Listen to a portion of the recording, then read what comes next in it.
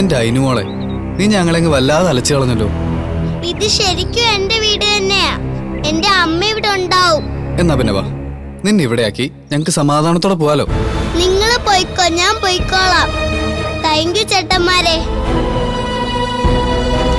നിനക്കൊരു കള്ള ലക്ഷണം ഉണ്ടല്ലോ. ശരിയാ, ഇവിടം വരെ കൊണ്ടുവന്നിട്ട് നിന്നെ വീട്ടിലാക്കാതെ പിന്നെ എങ്ങനെ പോകും?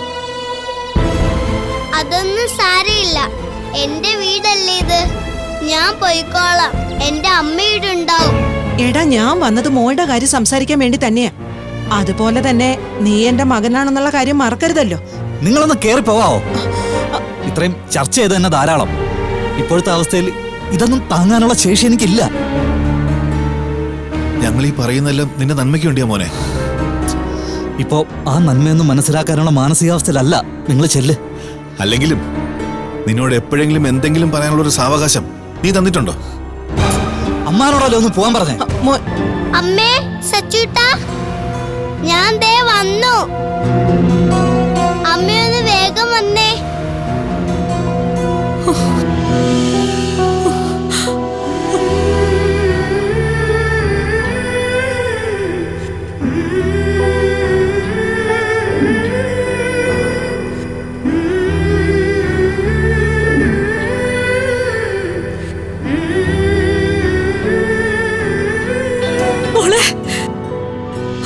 നമുക്ക് കാര്യങ്ങളൊക്കെ ചോദിച്ചറിഞ്ഞ് നാളെ അവളുടെ അച്ഛനെ വിളിച്ച് പറയാം.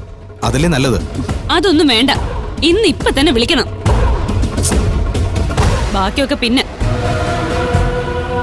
സ്റ്റേഷനിൽ മിസ്സിംഗ് കേസ് കിടക്കുന്ന കാര്യം നിങ്ങൾ മറന്നു പോണ്ട. അവസാനം ഇവിടെ വന്ന് കയറിയിട്ടും നമ്മൾ അവരെ അറിയിക്കാത്തതിന് ഞാനും നിങ്ങളും അടക്കം കോടതി കയറി ഇറങ്ങേണ്ടി വരും. അമ്മ വെറുതെ പറയുക. അമ്മയ്ക്ക് എന്നോട് ഒരു സ്നേഹവും ഇല്ല. സ്നേഹം ഉണ്ടായിരുന്നെങ്കിൽ എന്നെ പറഞ്ഞു വിടുമായിരുന്നോ? ഇവിടെ ഇരിക്ക. അമ്മ എന്ത് ചെയ്യാൻ എന്റെ പൊന്നെ? മോളുടെ അച്ഛനല്ലേ മോളെ കൊണ്ടുപോയത്? അമ്മയ്ക്ക് അറിഞ്ഞൂടെ ഞാൻ അമ്മയെ കാണാതെ കരയുമെന്ന്? അയിനുമോൾ ഇനി സുരക്ഷിതയോ? വസുധയുടെ മകളെ തേടിയുള്ള അന്വേഷണം എത്തിച്ചേരുന്നതെവിടെ? ഗിരിയോട് എത്രയും പെട്ടെന്ന് കേസ് കൊടുക്കാൻ പറ. അങ്ങനെ വിടരുത്. മേലിൽ അവള് നമ്മുടെ കുഞ്ഞിനെ നോക്ക് പോലും ചെയ്യാത്ത വിധത്തിൽ ആക്കി കൊടുക്കുന്നുണ്ട് ഞാൻ. ഈ കപട ലോകത്തെ മുഖം മൂടികൾ അഴിഞ്ഞു വീഴുമ്പോൾ സംഭവിക്കാൻ പോകുന്നതെന്ത്? കാണുക വസുധ തുടർന്നുള്ള ഭാഗങ്ങളിൽ.